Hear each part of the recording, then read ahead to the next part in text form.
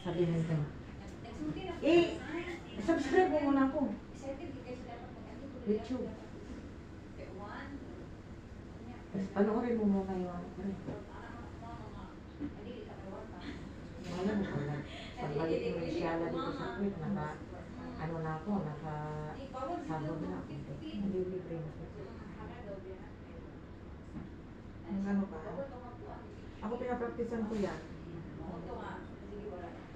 Practice ko. Hindi man lang basta-basta agad-agad na ako magiging perfect dyan. Oo, basta ang ano lang na, yung ano ba?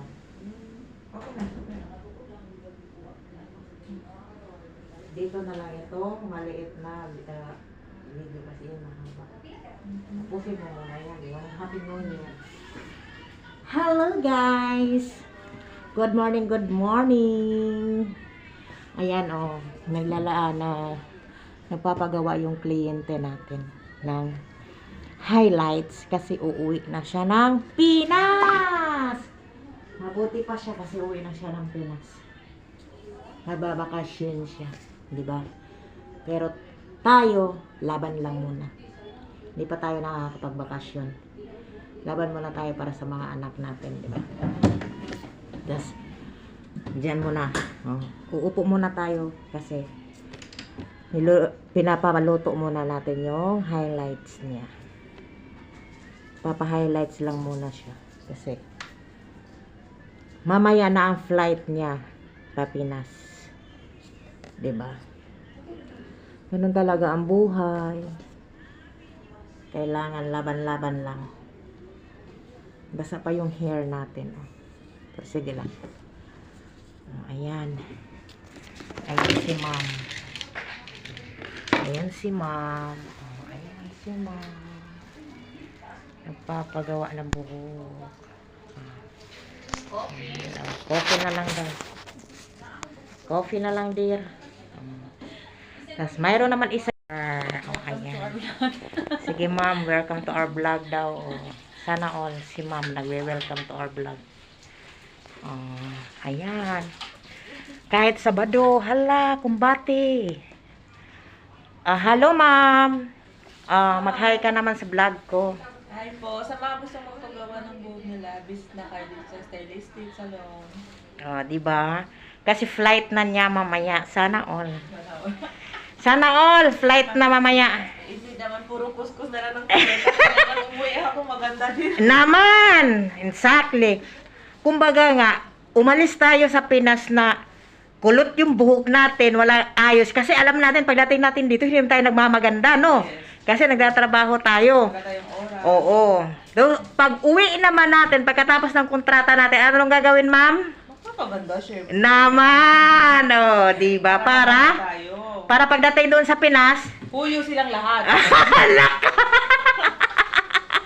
Hindi, yun, parang sabi nila is, Reward, treat ano? Kasi, hindi lahat ng mga OFW is, pwedeng, may pwede magpakulay, magpaganda sa bahay.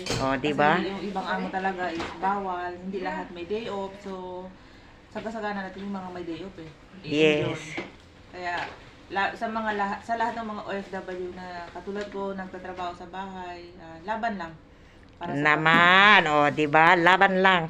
Kailangan kung OFW ka, malakas ang dibdib, loob. mo.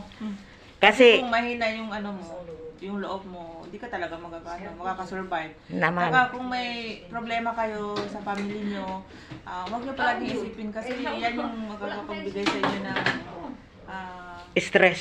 stress at dyan Depress. depress, lahat. Maraming mga OFW ang nagpapakamatay dahil sa mga Saka kung isipin nyo yung problema palagi, wala tayong mapupuntahan.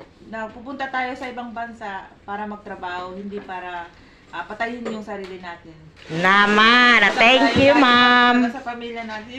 Lagi natin isipin, may mga anak tayo kaya tayo nasa abroad. Naman. Ikaw, ma'am, ano masasabi mo, ma'am? Nahirapan ako sa kalisod. Nahirapan ka na sa kalisod. Bukod sa nahirapan ka sa kalisod, ma'am. Mental block na. Ay, na mental block na si. Saka wag mag-isip pag nasa abroad, yung iba, pag hindi pa naka-abroad, iniisip nila yung puputi sila. Oh. Real talk yan, ma'am, ha? Real talk. Ano yan? Anong tawag niyan? Versus imagination versus reality? Expectation versus reality. Oh, di ba? Ako inisip, gaganda ako, puputi ako, marami akong pera. Naku, sasakit na yung likod mo dito sa kakapustos ng kubeta, wala ka pa rin ipon. Ilang taon ka ng OFW, ma'am? Mga 10 years na. Ano ang naipon mo? Wala. Sama ng loob. Ano ba tawag nito? Yung... Piklat? Hindi, ano? Barikos! Paris. At saka ano pa? 20 years old ako pumunta dito. 30 na ako ngayon. Dito pa. Oh, kita mo? Ilang years na? 10 years na ako. 10 years, oh. Pero Pero, lalabas na yung mga ugat-ugat sa oh, kamay di nyo. ba? Oh. Kaya- Pero at least, ma'am, sa 10 years mong nag-OFW, hindi mo naman yung ginagawa para sa sarili mo, kundi para sa mga anak mo, oh, di ba? Meron naman ako, may naipon naman ako para pang-tuition ng ano ko pagdating ng college. Oh, di ba? Yun ang the best. Na, Hindi ako nagpo-post, hindi pa tayo kailangan ng mga ganyan. Kahit basta yung mga ganyan. Importante, may safety tayo para sa mga anak natin. naman. Yung iba kasi, pag nakikita nila na nag-base ka, tinitip yung sarili mo, inisip nila,